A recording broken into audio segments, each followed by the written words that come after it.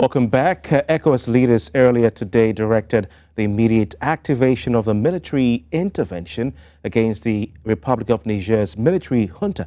The resolution by ECOWAS leaders was reached at the extraordinary summit on the political situation in Niger.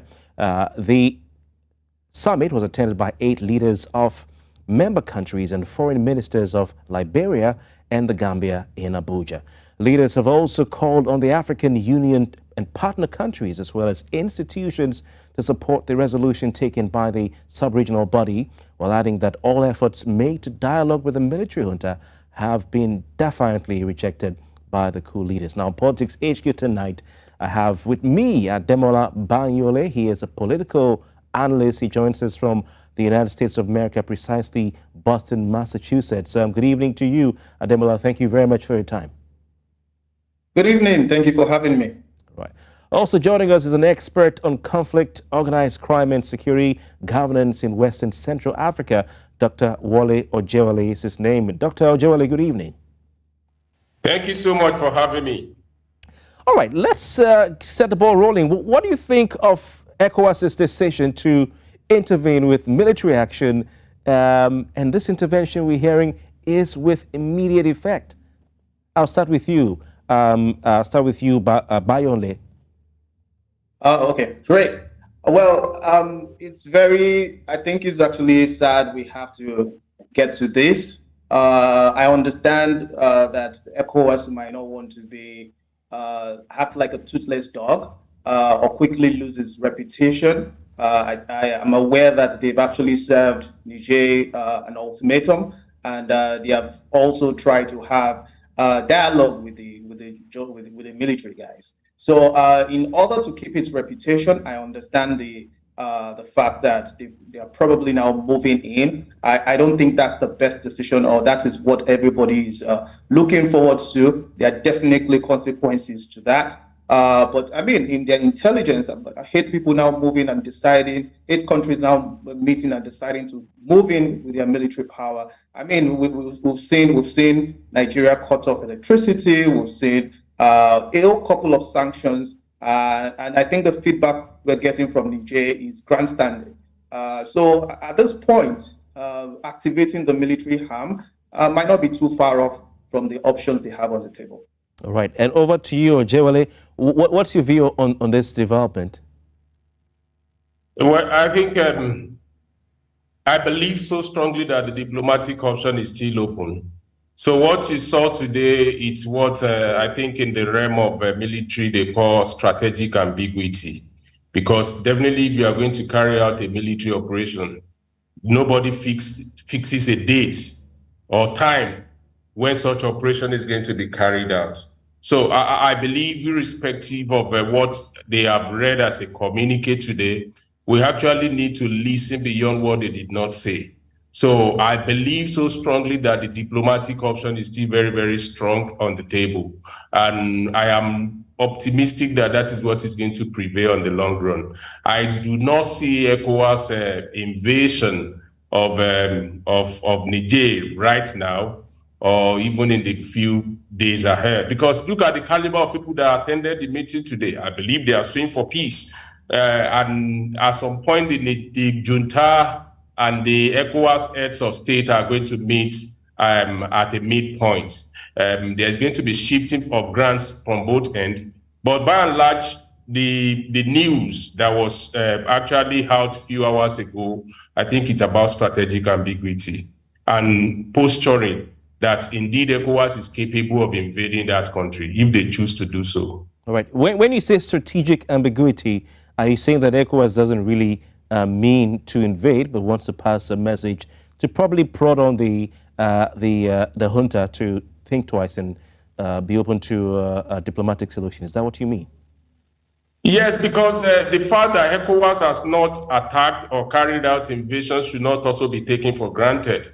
It is not that ECOWAS is incapable of invading the country, but I think, you know, in what strategy you look at the potential consequences of your action, and you ask yourself, the potential humanitarian crisis that will ensue if ECOWAS decide to deploy force in Niger, What is that compared to the democracy that they actually want to restore in the country? Because it is the poor people that are going to bear the brunt of it. Over 1 million Nigerians are already displaced into Niger. Some of these countries that want to also deploy force are battling with multiple insurgencies. Even in the recent time, there has been jihadist incursion into the littoral state of Benin, Togo, and then even on the corridor of Ghana and Burkina Faso, there are terrorist groups that leave Burkina Faso and come to attack in northern Ghana.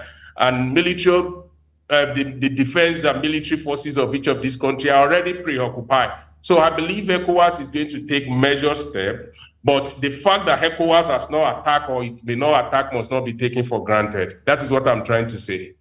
But we hear that whilst this meeting of the ECOWAS heads of state and government was going on, the Niger junta was also forming its cabinet to sort of break the news at almost the same time.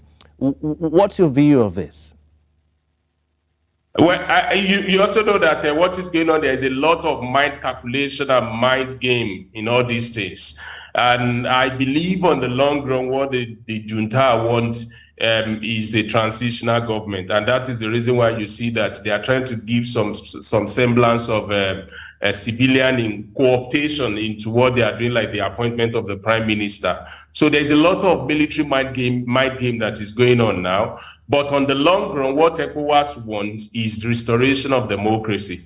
The big question on the table now is whether Bazoum is going to be restored or is going to be sacrificed. That is the truth. What response do you expect from the soldiers, the military junta in Niger, with this latest communique by ECOWAS saying that all options are still on the table and ordering a standby force to be put in place? What kind of reaction would you expect, or do you think will come from the coup leaders? Well, the only option that the Niger junta has is the defensive option. They do not have the capability to strike or attack any of the country, particularly now that it's a formidable force that might likely come against them.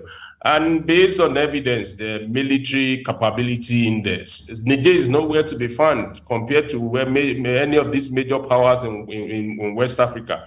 So I think their readiness is only going to be for defense. There is no any other option that they have rather than that.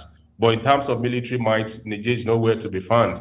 But the only thing is that you can only predict the beginning of war. Nobody can tell how it's going to end. And I think that is the reason why ECOWAS is taking some measured steps to continue to explore the diplomatic option and negotiation. All right.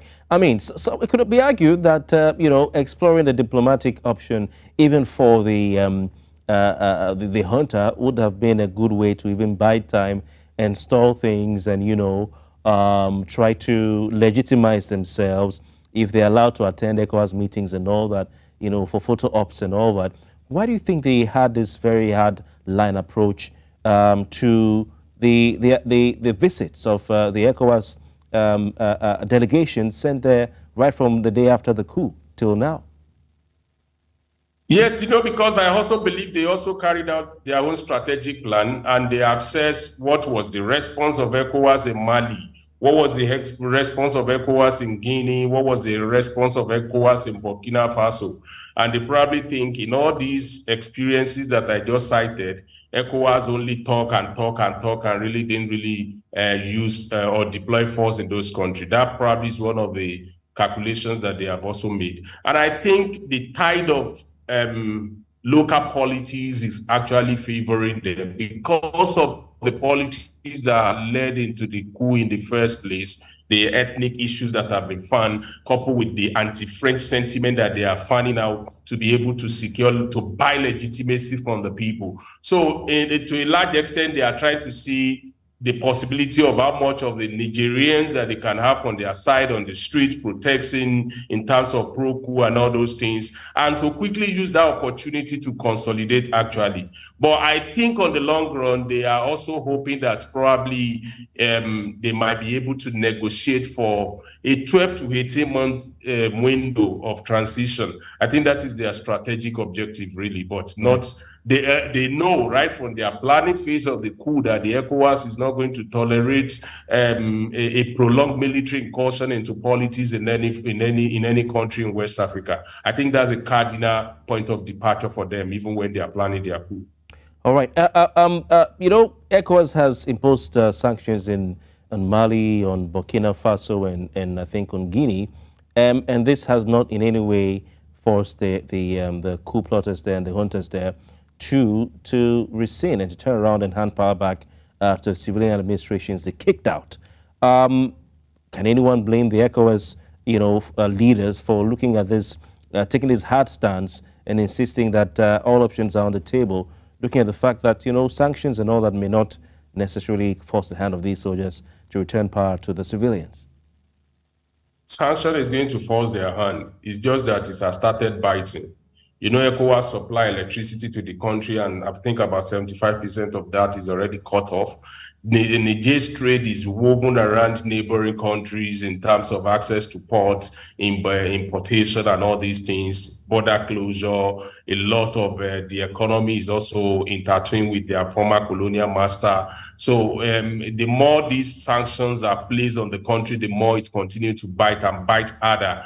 So I think what ECOWAS want to actually do is to push them to the precipice against the people by the time and I think it has started yielding results, really, because from covert information available at my disposal, I think the elite in Niger are actually reaching out, negotiating with the junta, also negotiating with ECOWAS, heads of ECOWAS, and Nigeria in particular, which shares a major boundary. And the breaking news yesterday of former Emir of Kano and former central bank governor meeting the junta, I think it's a breaking of the icing on the cake, and that shows that there's a path to negotiation. And I largely believe because of our cultural homogeneity along that corridor of Nigeria border, it's the same people that you find on both sides of the border. I think to a large extent, there is going to be some sort of continuing engagement to sue for peace in the country, even though a lot still appear at embryonic stage now. But the junta are also going to place their demand on the table. ECOWAS will listen to them. ECOWAS will also state their terms and conditions. And then we'll find a midpoint, because you ask yourself, what is the cost of potential humanitarian consequence of a full invasion of Niger compared to the democracy that ECOWAS is trying to restore in the country? I think these are some of the forces of reason that they are going to bring to the table. Okay. Before I go back to Ademola, Wole Ojewole, you were still saying that as far as you're concerned, this may just be for sort of strategic deterrence, of sorts to show them, we are coming, or you have to do something. And I want us to look at a similar situation, what happened in Gambia, where there were actually ECOWAS troops with boots on the ground on their way to the presidential palace when the then president, Yahya Jammeh, ceded power to the winner of the election.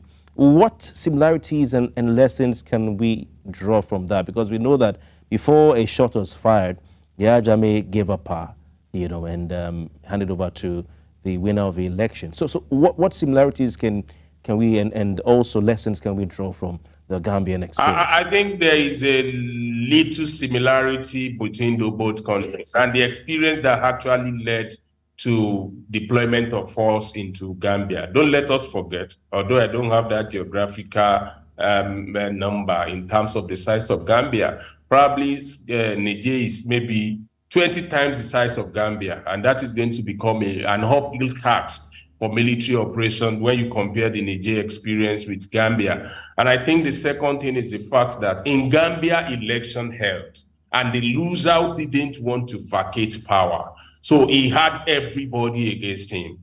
In this peculiar situation is a clash of ideas. You have an idea of democracy, about 10 to 11 countries standing for that, and then the idea of authoritarianism by military incursion into politics. About 4 countries are now lining behind that idea now: Guinea, Burkina Faso, Mali, and Niger. And they are saying if you come to attack this time around, any attack, any invasion against Niger is a collective attack on all of us. Probably they are also going to contribute force to the defense of Niger. We can't rule out that possibilities. But these are the intricacies and dynamics that ECOWAS have at hand now, compared to when you also look at the volatility of Sahel itself.